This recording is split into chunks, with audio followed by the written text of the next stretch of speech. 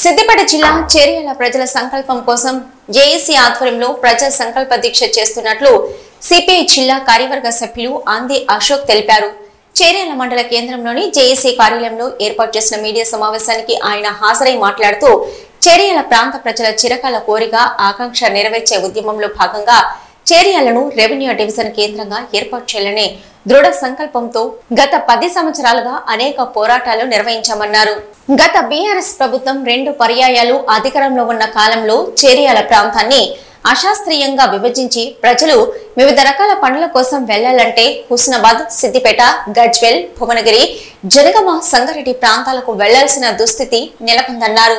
BRS 10 సంవత్సరాల పాలనలో చేర్యాల ప్రాంతానికి తీవ్ర అన్యాయం చేసిందని విమర్శించారు. ఒకప్పుడు తాలూకాగా నియోజకవర్గ కేంద్రంగా పెద్ద మండలంగా ఉండి నేడు పూర్తిగా అస్తిత్వాన్ని కోల్పోయిందని ఆవేదన వ్యక్తం చేశారు. రెవెన్యూ డివిజన్ జేఏసీ ఐక్య కార్యాచరణ కమిటీ ఆధ్వర్యంలో ఈ నెల 30న చేర్యాల పట్టణంలోని అంగడి బజార్ వద్ద ప్రజా సంకల్ప దీక్ష చేస్తున్నట్లు తెలిపారు. ఈ ప్రజా సంకల్ప దీక్షకు సిపిఐ కార్యకర్తలు, అభిమానులు, ప్రజలు, విద్యార్థి, యువజన, ఉద్యోగ మేధావులు హాజరై విజయవంతం చేయాలని పిలుపునిచ్చారు. జిల్లాలో చేర్యాల ఒకప్పుడు తాలూకా కేంద్రంగా, నియోజకవర్గ కేంద్రంగా ఉండి ఒక పెద్ద మండలంగా ఉద్భవించినటువంటి చేర్యాల రోజు రోజుకు అస్తిత్వాన్ని కోల్పోవడంతో పాటు చిన్న మండలంగా కుదించబడి కుక్కలు చింపిన విస్తార్లాగా ఈరోజు తయారైనటువంటి పరిస్థితి ఉంది. గత బీఆర్ఎస్ 10 సంవత్సరాల పాలనలో జిల్లాల పునర్విభజనలో భాగంగా చేర్యాల, మద్దూరు, కొమరవెల్లి, దూల్మిట్ట మండలాలను సిద్దిపేట జిల్లాలో కలపడం జరిగింది. మరి దాంతో పాటు ఒక పనికి వెళ్ళాలంటే హుస్నాబాదు, సంగారెడ్డి, సిద్దిపేట, గజ్వేలు, జనగామ, భువనగిరి వెళ్లాల్సినటువంటి దుస్థితి ఆ రోజు కొనసాగింది. మరియు 2 పర్యాయాలు ఎమ్మెల్యేగా పనిచేసినటువంటి ముత్తిరెడ్డి యాదగిరెడ్డి ఈ ప్రాంత సమస్యలను కానీ, ఈ ప్రాంత ప్రజల ఆకాంక్షను కానీ ఏమాత్రం పట్టించుకున్నటువంటి పరిస్థితి ఉంది. ఆనాడు చేర్యాల ప్రాంతం అభివృద్ధి చెందాలంటే, చేర్యాల ప్రాంతానికి పూర్వవైభవం రావాలంటే చేర్యాల రెవెన్యూ డివిజన్ ఏకైక లక్ష్యంగా అన్ని రాజకీయ పార్టీలు ఒక జేఏసీగా ఏర్పడి అనేక ఉద్యమాలు, పోరాటాలు మరియు ధర్నాలు, రాస్తారోకోలు, వినతి పత్రాలు ఇచ్చినప్పటికీ, మరి 56 గ్రామ పంచాయతీలు తీర్మానం చేసినప్పటికీ ఆ తీర్మానాలు జిల్లా మంత్రి, అప్పటి మంత్రి హరీష్ రావు గారికి మరియు ఎమ్మెల్యే ముత్తిరెడ్డి యాదగిరెడ్డి గారికి ఇచ్చినా ఎలాంటి ఫలితం దక్కలేదు.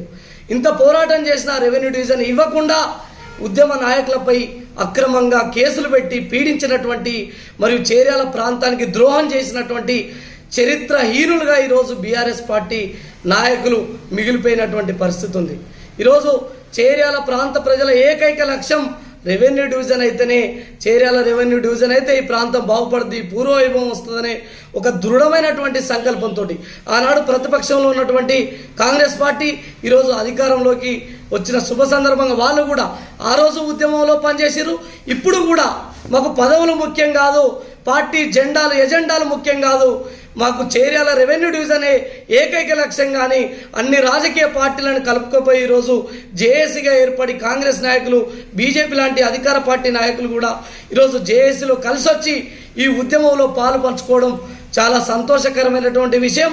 ప్రజల సంకల్పమే ప్రజా సంకల్ప దీక్షగా చేర్యాలను రెవెన్యూ డివిజన్ ఆకాంక్షను, ఈ ప్రాంత భౌగోళిక, ఆర్థిక, రాజకీయ పరిస్థితులను రాష్ట్ర ముఖ్యమంత్రి యనుమల రేవంత్ రెడ్డి గారికి, రాష్ట్ర ప్రభుత్వానికి, అధికార పార్టీ పెద్దలకు తెలియజేసే దిశలో భాగంగా ఈ నెల 30వ తేదీన చేర్యాల మండల కేంద్రంలోని అంగడి బజార్ వద్ద ప్రజా సంకల్ప దీక్ష చేయబోతా ఉన్నాం.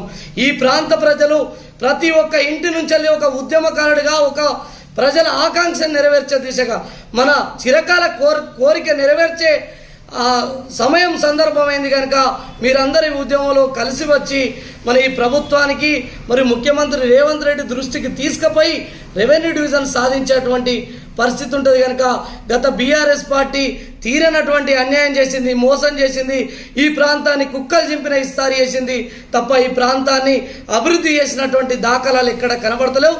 Congress party Cheriyal revenue division ఇస్తుందన్నటువంటి నమ్మకం, భరోసా మా జేఏసీ పైన ఉంది. త్వరలోనే రాష్ట్ర ముఖ్యమంత్రిని, మంత్రులను, అధికార పార్టీ అధ్యక్షులను కూడా కలవబోతున్నాం. ఈ నెల 30న జరిగేటువంటి దీక్ష తర్వాత తదుపరి జేఏసీ ఆధ్వర్యంలో నిర్ణయం తీసుకుంటున్నాం. కనుక ఈ ప్రజా సంకల్ప దీక్షకు విద్యార్థులు, మేధావులు, యువకులు, ఉద్యోగులు, ఉపాధ్యాయులు అందరూ హాజరై విజయవంతం చేయాల్సిందిగా భారత కమ్యూనిస్టు పార్టీ సిపిఐగా ప్రజలకు కోరుతా ఉన్నాం.